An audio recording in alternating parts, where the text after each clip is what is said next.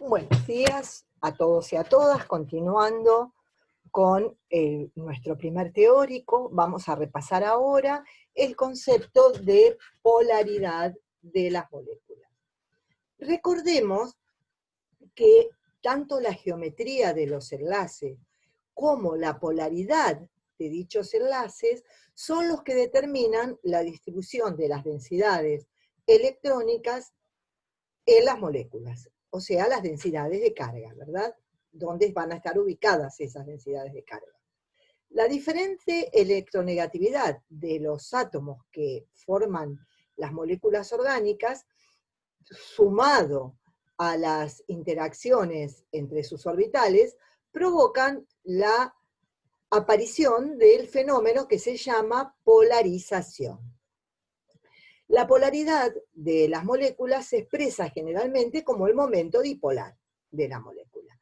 La unidad del momento dipolar es el debye, que se indica con una letra D mayúscula, y es igual al producto de la magnitud de las cargas parciales por la distancia que las separa. O sea, el momento dipolar es igual a la magnitud de las cargas por la distancia. Los dipolos de los enlaces y los momentos dipolares son cantidades vectoriales. Eso tengámoslo siempre en cuenta. ¿Qué quiere decir? Que sean vectoriales. Recordemos que quiere decir que van a tener magnitud y dirección. O sea, van a estar dirigidos hacia determinado sentido. El momento dipolar global de una molécula poliatómica es la suma de todos estos dipoles de enlace. Por eso es que no solamente nosotros tenemos que mirar que los átomos tengan diferente electronegatividad, sino que también tenemos que tener en cuenta cómo están distribuidos espacialmente esos átomos, ¿verdad? Entonces, ¿cómo se representa esto? Consideremos, por ejemplo, como tenemos en este caso, la molécula de amoníaco. Observen. Entre el nitrógeno y el hidrógeno, ¿quién es más electronegativo? El nitrógeno. Entonces, la magnitud ahí del momento dipolar va a estar dirigida hacia el nitrógeno. Lo mismo pasa con los otros hidrógenos. Pero acá tenemos un par de electrones libres. Obviamente, la magnitud ahí va a estar dirigida hacia el par de electrones libres. Por lo tanto, el momento dipolar neto va a estar dirigido hacia el par libre. ¿Entienden? Entonces, siempre tenemos que tener en cuenta, cuando vamos a ver la polaridad de una determinada molécula, además de los átomos, los pares de electrones libres y la geometría, que es indispensable, porque, por ejemplo, en el dióxido de carbono, ¿no?, que es una molécula lineal, en el dióxido de carbono, que es una molécula lineal, nosotros decimos, bueno, sí, entre el carbono y el oxígeno es más electronegativo. Pero claro, los vectores de momento dipolar, ustedes fíjense que se contrarrestan, por lo tanto, la molécula de dióxido de carbono es una molécula que no es polar, no tiene momento dipolar, es cero el momento dipolar. ¿Se dan cuenta? O, por ejemplo, también consideremos el caso del tetracloruro de carbono, donde el carbono está en el centro de un tetraedro regular. Entonces se compensan todos los momentos individuales de forma tal que el momento dipolar de la molécula es nulo. Observen, acá comparamos el tetracloruro de carbono con el cloroformo. Es diferente, porque acá tienen, si bien este está dirigido al cloro, con estos tres la suma de estos tres momentos igual a y entonces es cero. En este caso tenemos un momento dipolar neto hacia el cloro, fíjense que es de 1,87 debye, un importante momento dipolar.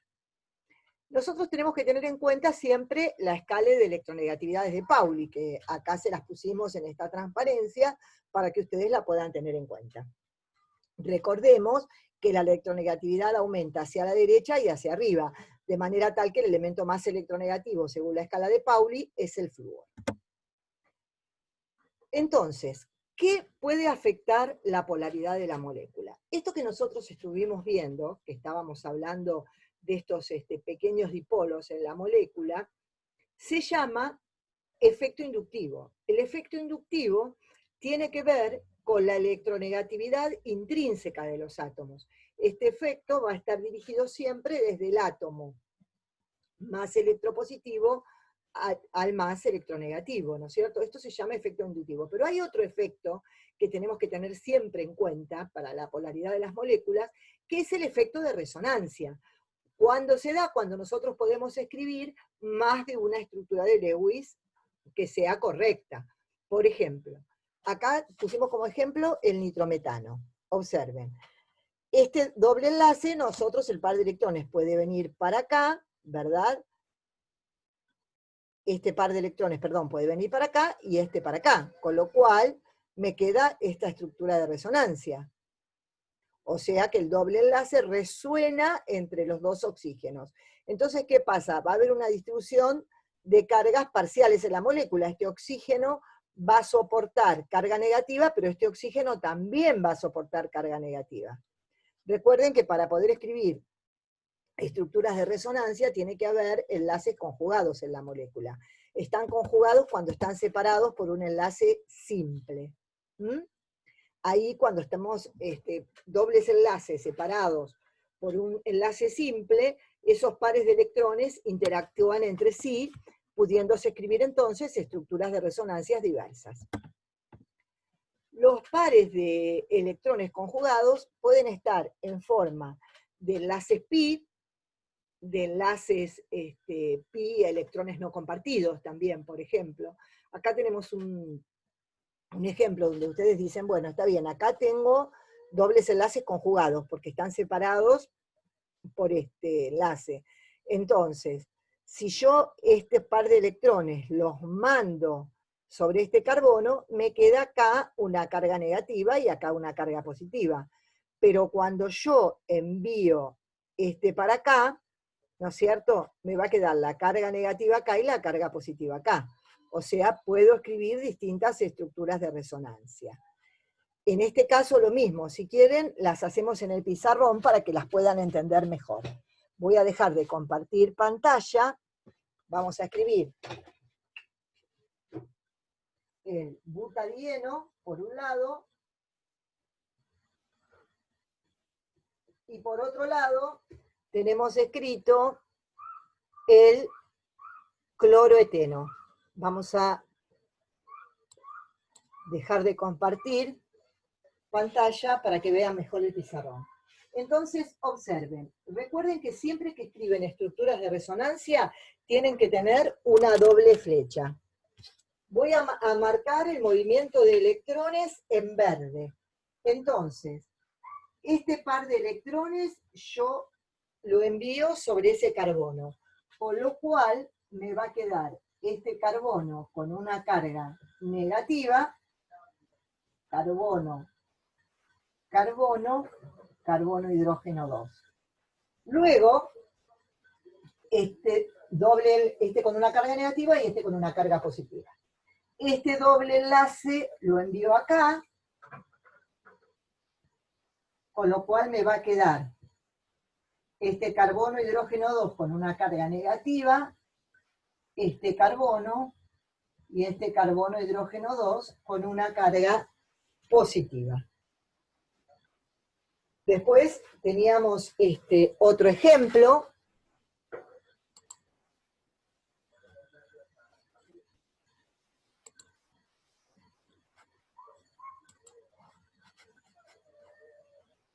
Estábamos en la diapositiva 36, creo.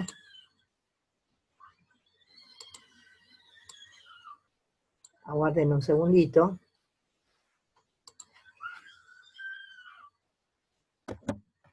Acá. Cloroeteno es la otra que teníamos.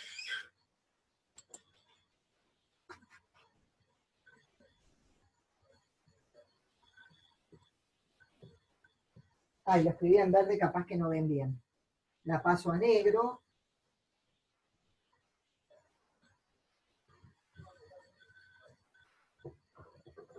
Recordemos que el cloro tiene dobles enlaces no compartidos.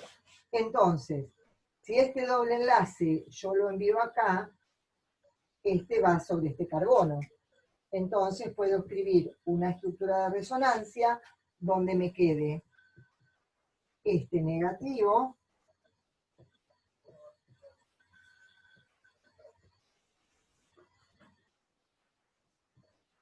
de esta manera. O sea, despacito ustedes tienen que aprender a ir moviendo los electrones, como yo les muestro acá en el pizarrón.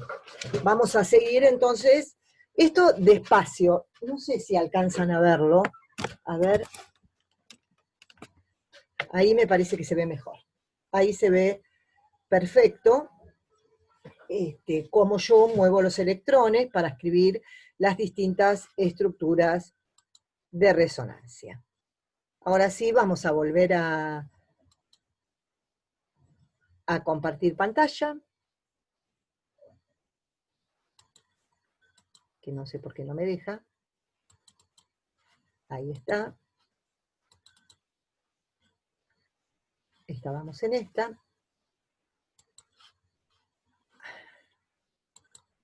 Muy bien. La única diferencia, entonces, entre las formas de resonancia que ustedes vieron recién en el pizarrón, es la colocación de los electrones pi y los electrones de valencia no enlazados. Recuerden que siempre los átomos ocupan el mismo lugar que tenían, y las uniones entre ellos tienen que ser absolutamente iguales. La molécula se dice en este caso que es un híbrido de resonancia entre las diferentes estructuras que nosotros podamos escribir. Ustedes en química inorgánica vieron, por ejemplo, el ion carbonato. Observen que en el caso del ion carbonato, ustedes pueden escribir 3 estructuras de resonancia. ¿Por qué? Fíjense. Ustedes pueden enviar este par de electrones hacia el oxígeno, entonces les queda esta estructura de resonancia enviando estos otros acá, y después este acá, y les queda esta tercera estructura de resonancia.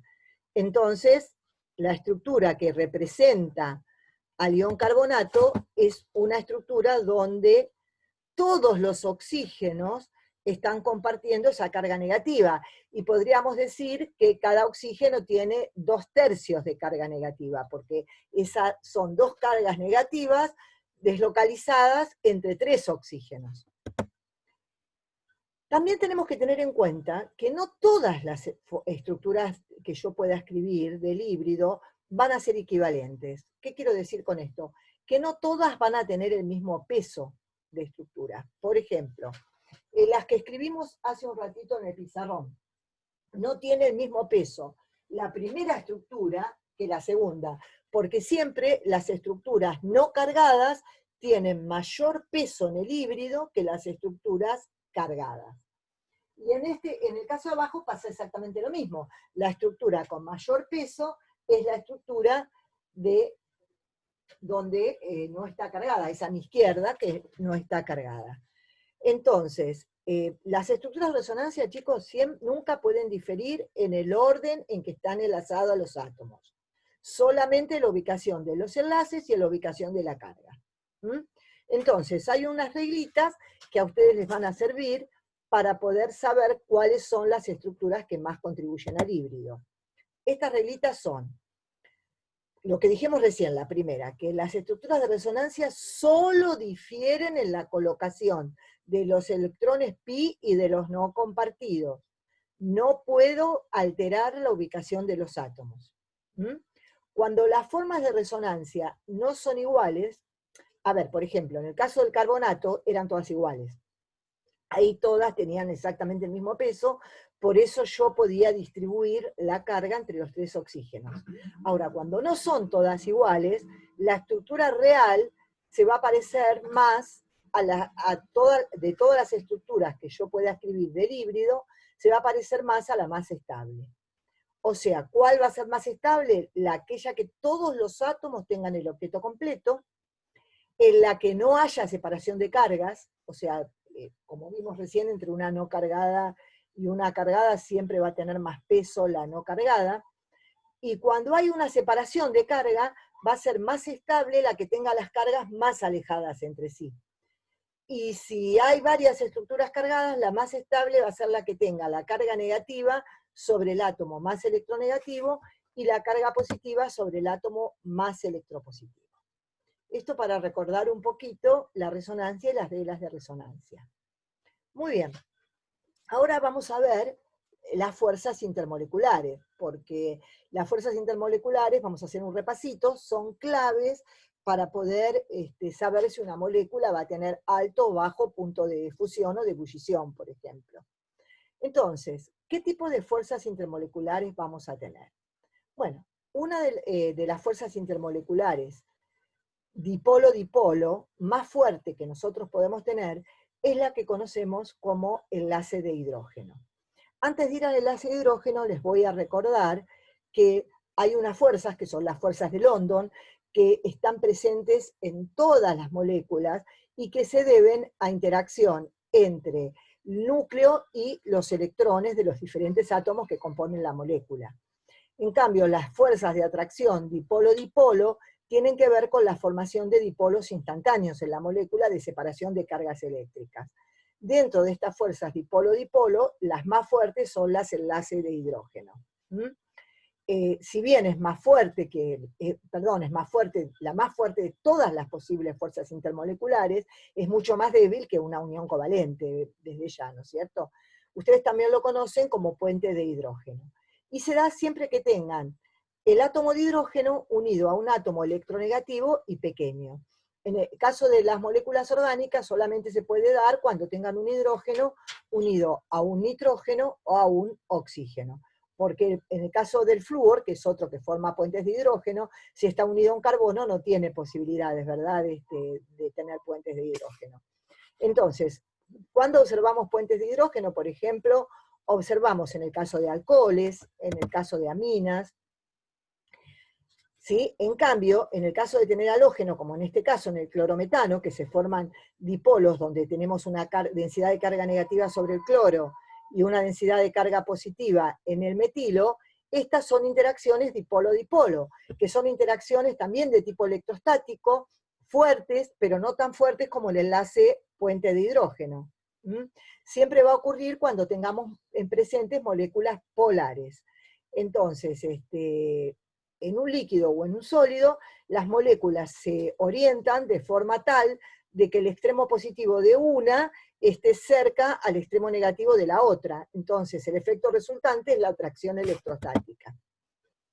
Y las fuerzas de London, que son las que yo le hablé, se las mencioné en un primer momento, se debe a que se forman dipolos inducidos en determinados momentos cuando los electrones se hallan cerca de un extremo de la molécula.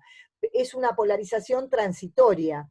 Por ejemplo, fíjense en esta molécula, que es una molécula de hidrocarburo, transitoriamente se van a formar densidades negativas en determinados lugares de la molécula y densidades positivas en otros, ¿no es cierto? Y eso es debido a los electrones de enlace de la molécula. O sea, está presente en todas las moléculas. Es una fuerza de interacción muy débil y de corto alcance. También se llaman fuerzas de dispersión o fuerzas de Van der Waals. Pero dentro de las fuerzas intermoleculares son las más débiles. Entonces, observen cómo cambia la fuerza del enlace. En el caso del enlace covalente, podemos decir que la energía de disociación de ese enlace es aproximadamente de 400 kilocalorías por mol. Mientras que cuando hablamos de una fuerza intermolecular, la más fuerte de todas, que es el puente de hidrógeno, fíjense que baja a 12 o 16 kilocalorías por mol. En dipolo-dipolo entre 0,5 y 2, y menos que 1 en las fuerzas de London, que son las más débiles de todas. Este tipo de fuerzas influye de una forma increíble en las propiedades físicas de la molécula, como por ejemplo el punto de ebullición. Ustedes saben que el punto de ebullición es la temperatura a la cual un líquido pasa al estado gaseoso. Entonces, cuanto mayor sea el peso molecular de la molécula, mayor va a ser las fuerzas de London, porque va a haber más electrones y mayor va a ser el punto de ebullición. Entonces, en toda molécula, cuanto mayor sea el peso molecular, mayor va a ser el punto de ebullición. En eso no hay discusión. ¿Sí? Ahora, cuando ustedes tienen igualdad de peso molecular y tienen una molécula que presenta puente de hidrógeno y otra que no, la que va a tener el punto de ebullición más alto va a ser la que presente puente de hidrógeno. ¿Por qué? Porque la fuerza intermolecular es muchísimo más fuerte. Lo mismo si tienen una donde solo operan las fuerzas de London y otra donde hay atracción dipolo-dipolo.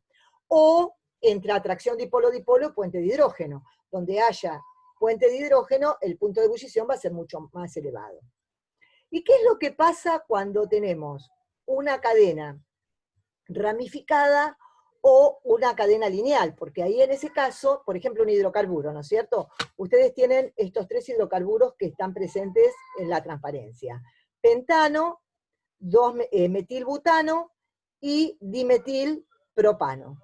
Todos tienen el mismo número de electrones, o sea, las fuerzas de London deberían ser exactamente iguales en todos, pero no son iguales. ¿Por qué? Vamos a ir un poquito al pizarrón, a ver si se ve.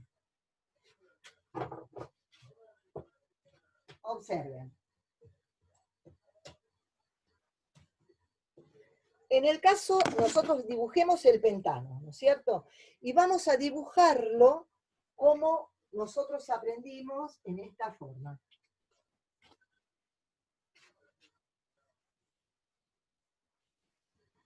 Este sería el pentano. A ver si se ve bien desde acá, porque ustedes lo van a ver como lo veo yo. ¿Se ve? Más o menos, ¿no? A ver si dejo de compartir pantalla, si se ve mejor.